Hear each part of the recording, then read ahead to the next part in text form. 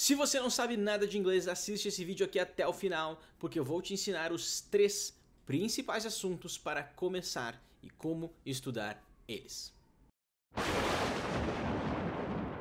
Hey everyone, it's Teacher Mike here, sem muita enrolação. Hoje eu vou te ensinar os 3 assuntos principais para você começar do zero, não sabe nada de inglês. Começa por esses 3 assuntos que vai fazer toda a diferença no seu ensino. Sem muita enrolação, deixa o like, se inscreve no canal e vamos direto pro primeiro. E o primeiro assunto, sim, ele é o verb to be. Mas calma, não sai do canal. Eu sei que só de eu falar verb to be, você já imagina a sua professora com aquele radinho chegando na aula e você querendo me matar pelo fato de eu falar que esse verbo é sim importante. Mas eu não tenho o que fazer. O verb to be é sim o verbo mais importante. A primeira coisa que você tem que aprender em inglês é esse verbo. Você tem que saber falar ele no presente e você tem que saber falar ele no passado. A gente não consegue fugir disso. Mas por que o verbo to be é tão importante? O verbo to be é tão importante que ele recebe um tratamento especial. Veja, com outros verbos, como por exemplo, vamos dizer o verbo like, que é o verbo gostar, ou o verbo have, que é o verbo ter. Eles não têm esse tratamento especial, eles são verbos normais. Olha só, eu posso pegar e falar a frase, eu gosto de chocolate. Em inglês vai ser I like chocolate. Se eu quiser falar a frase contrária, falar eu não gosto de chocolate, eu tenho que adicionar um don't, colocar o do you not. I don't like chocolate. Então eu não consegui simplesmente falar I like not chocolate, eu não consegui só colocar um não ali. Eu tive que adicionar uma coisa a mais na frase para construir essa frase negativa. A mesma coisa acontece se eu quiser fazer uma pergunta. Do you like chocolate? Eu preciso colocar um do ali naquela pergunta. Veja que com o verbo to be não é bem assim. Se eu quero falar uma coisa simples como eu sou feliz, certo? I am happy. Eu sou feliz. I am happy. Se eu falar ela é feliz, she is happy. Ele é feliz, he is happy. Ok. Mas olha só, vamos tentar fazer uma frase negativa. Eu não sou feliz. I am not happy.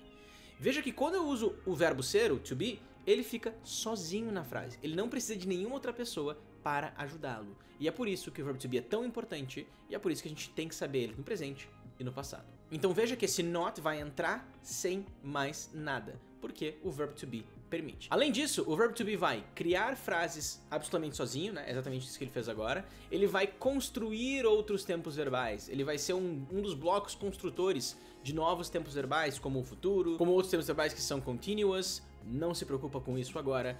E, além disso, ele é um dos verbos mais usados no inglês, assim como é no português, né? O verbo ser em todos os verbos, em todos os idiomas, aliás, ele é um dos verbos mais utilizados. A gente sempre usa muito o verbo ser. E é por isso que o verbo to be é sim um dos verbos mais utilizados e, muito importante, tem que ser o seu primeiro conteúdo. Claro que você não precisa estudar ele da forma chata, da forma escolinha. Você pode estudar ele de uma melhor forma, utilizando input e input compreensível. Você pode ver um vídeo aqui em cima que eu vou postar que ensina como fazer isso, mas assiste depois desse vídeo aqui. A segunda coisa que você precisa aprender a diferenciar são os 3 tempos verbais, passado, presente e futuro. E aprender a diferenciá-los significa saber perceber o que causa um ou outro. Então, bem rapidão aqui, eu vou te ensinar super rápido o que indica o futuro. Going to, geralmente tem um be, tem que ter o be going to, olha o be aí. Be going to ou will. Esses dois caras, be going to ou will, eles indicam o futuro. Então, se eu quero falar que eu vou estudar, eu vou falar I am going to study. Se eu quero falar que eu vou estudar sem usar o going to, mas usando o will, I will study. Então, quando você enxergar uma frase going to, geralmente tem que ter um be antes, be going to, e o will ou o will, que eles não podem estar juntos, eles são frases diferentes. Be going to ou will, você vai estar olhando para uma frase que está no futuro. E é importante você saber identificá-lo, para que você consiga ver na vida real e pensar, putz, isso aqui é futuro, ele está querendo dizer uma coisa no futuro. Então, este é o futuro, não tem mais do que isso, é só isso. E você saber que, claro, você pode trocar a ordem das frases, da frase para fazer uma pergunta, uma negativa e por aí vai. Mas se você conseguir encontrar o will e se você conseguir encontrar o going to, você vai conseguir encontrar o futuro na sua grande maioria das vezes. A diferença entre will e going to não é importante agora, mas só para você ter uma ideia de como elas ficariam no negativo e numa pergunta, eu vou te dar uns exemplos aqui. Então, por exemplo, I am going to study tomorrow. Eu vou estudar amanhã. Are you going to study tomorrow? Você vai estudar amanhã? Eu não vou estudar amanhã. I am not going to study tomorrow. Então aqui a gente tem afirmativa, pergunta e negativa. Vamos ao will. I will study tomorrow. Will you study tomorrow? I will not study tomorrow. Então, Eu vou estudar amanhã, você vai estudar amanhã, eu não vou estudar amanhã. De novo, a diferença entre will e going to agora, não se preocupa. Se você quiser, manda nos comentários que eu posso fazer um vídeo sobre isso. Mas e como eu diferencio o passado do presente? Bom, a verdade é que para diferenciar o passado do presente, você teria que conseguir identificar quais são os verbos que estão no passado. Mas a gente pode identificar isso de uma forma muito simples. Primeiro, a gente se acostuma a entender que os verbos no passado geralmente terminam em ed. Então se eu pegar o verbo love, amar, e colocar ed no final, loved, ele virou agora um verbo no passado. Eu amo você, I love you. Eu amava você, ou eu amei você, I loved you. Coloquei o ed, ficou no passado. Só que isso não é tão simples assim. Por quê? Porque existem verbos no passado que são irregulares. Por exemplo, o verbo have. I have a car. Eu tenho um carro. Falar, eu tinha um carro. I had a car. Então esse verbo ele é irregular. Veja que eu não coloquei o ed, eu tive que mudar o verbo de alguma forma. Às vezes até o verbo não muda, mas se ele não colocar o ed e for pro passado, é porque ele é um verbo irregular. Para isso você pode usar uma tabela de verbos e não tem problema você usar ela só para conferir, nunca tente decorá-la, mas só confira. E aí você vai conseguir começar a ver, este verbo tá no passado, esse não tá, né? E você começa por ali.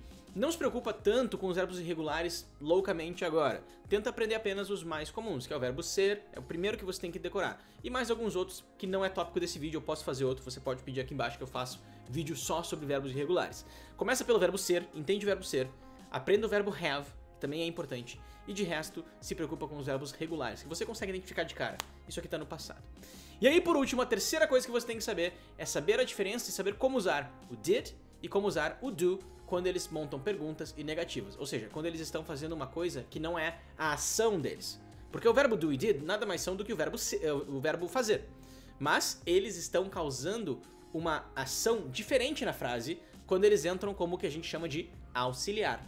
Diferente do português, a gente tem em inglês vários verbos que entram na frase para fazer uma ajuda, para causar uma ação que nos ajuda a construir aquela frase, que é o caso do do, que é o caso do did. E aliás, o do e o did, eles são a mesma pessoa. A diferença é que o do tá no presente e o did tá no passado, mas eles são literalmente o mesmo cara. Então olha só, esses verbos, o do e o did, eles servem para montar perguntas e frases negativas, tanto no passado como no presente. Então, did passado, do presente. Então olha só, vamos pegar a frase I love her, né? A frase I love her, eu amo ela, tá? Então, eu amo ela, I love her. Como é que eu falaria eu não amo ela? I don't love her. Não posso falar I not, eu tenho que colocar o do. I don't love her. Eu tô no presente. I don't love her.